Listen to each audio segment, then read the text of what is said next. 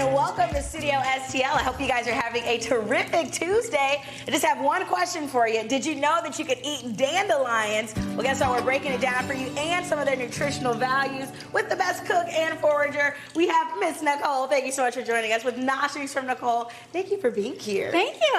You know what's so cool about foraging? So growing up, I picked wild berries all the time, but we always just thought, oh, we're going to pick blackberries, or oh, we're going to pick blueberries.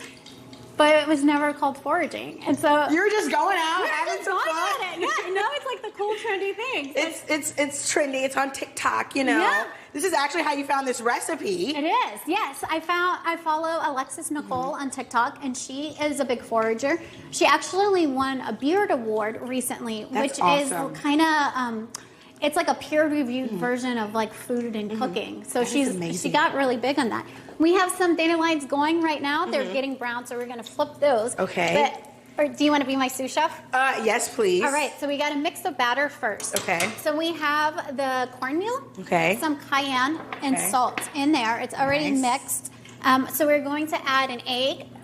That's honey, but it needs to go in there too. There we go. Here's the egg. I gently beat it.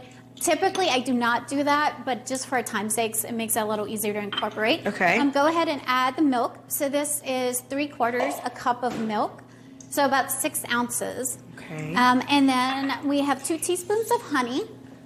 You're nice in there. Should I use this one to stir it all up? Whatever you want. Okay. So it's all you. This is fun. Yeah. So she is just making a batter. So it's kind of similar to a hoe cake, which the difference between a hoe cake and, say, regular cornbread is there's no leavening agent in there. Ah, okay. I mean, it looks tasty. Oh, just wait. I mean, I can't wait. I'm excited, and I've never had dandelion. I mean, I've had dandelion tea. Yeah. But not like actual edible flower dandelion. So one of the cool things about dandelions is you can eat the root. A lot of times they make tea into the roots. Okay. You can put the young leaves into salad, or you can use the leaves as like a garnish, or you can cook the leaf. Or cook the flowers. Cook the flower. Okay, so if somebody wants to go out and like pick their own dandelions, forage their own dandelions, what do they need to be looking for? So you just need to go out and find dandelions. Okay. You kind of want to stay away from super high traffic areas of where people are stomping on them, or like the dogs are using them all the time. But they're super accessible. You can go in downtown St. Louis. There's plenty on Nutri-Grounds. There's them in parks. St. Louis, a lot of their parks actually allow foraging in their parks. You can just look it up online if it is available or not. You do want to wash everything really well, especially that was my next question. I mean, we're not just picking them up and then going straight to cooking them. Right, because you have so many petals. I mean, probably dozens of petals here, and insects and some like herbicides and stuff can get caught in there. So you just want to wash it. You're welcome to taste it. Like with nothing? You can. It's going to kind of be herby, a little chewy. It's not bad. It's like a vegetable. I always say you have to take. She's going for a second one. I take that as a win. All right. It's kind of herby. We need to drop some in here. Okay, let's do it. All right. So I think you want to stick some face down into the batter. Okay.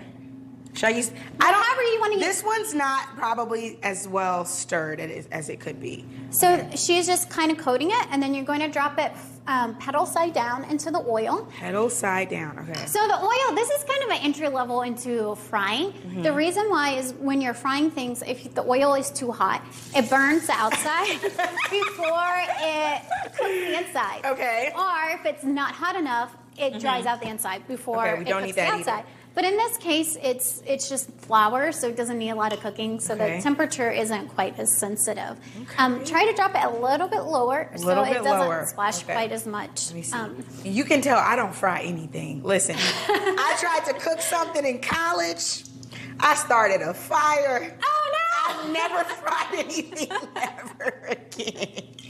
One thing you have to kind of... we'll try it. Well, I guess this is me breaking back into... Speaking of bad fire things, so grease can make really bad burns. So if you're frying like fish or chicken tenders, you want to kind of drop them close to you and then away from you. And then close and away. It doesn't splash as much. Okay. Yeah. You're teaching me something. Yeah. My mother would be so disappointed in me. Like, Chelsea, I can't believe you said that on television. Well, you got all the things. So, one of sitting here feeding us, I'm going to turn one over. Okay. So as you can see, the edges are starting to get really nice and brown. And you can go ahead and flip them over. You want them pretty dark because you want the good crunch. Ooh, I love a good crunch. Okay, and we're gonna come back, talk about some of these nutritional benefits. I'm gonna keep going on coating some more dandelions for you guys, St. Louis. But if you're interested in this recipe, learning how to forage the perfect dandelion, as well as how to cook these dandelion fritters, you absolutely can. You can find the recipe online at noshingswithnicole.com. You can also follow her on Instagram at noshingswithnicole, and we'll make sure you have access to all of those details on our website, studiostl.tv. Dropping one more dandelion here in the pot.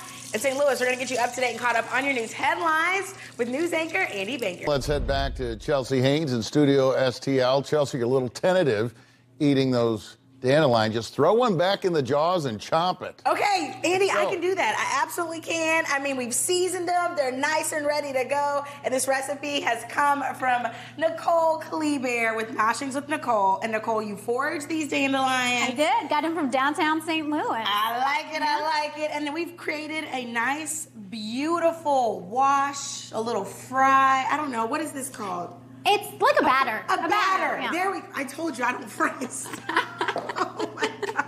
I'm embarrassing myself today. Okay, but we've made a batter. We've coated the dandelions. We've fried them. And now they're all done. Ready to taste it? Yes. Yeah. Okay, I'm excited about this. I know there's cayenne, so they're going to be spicy. Yeah. There's eggs and milk. That's good. Yes. What do you think it tastes like? Like a fried mushroom. Yeah, it tastes because it pick up a lot of the batter. A couple tips on foraging is foraging isn't always consistent because it's really dependent on like sun and weather.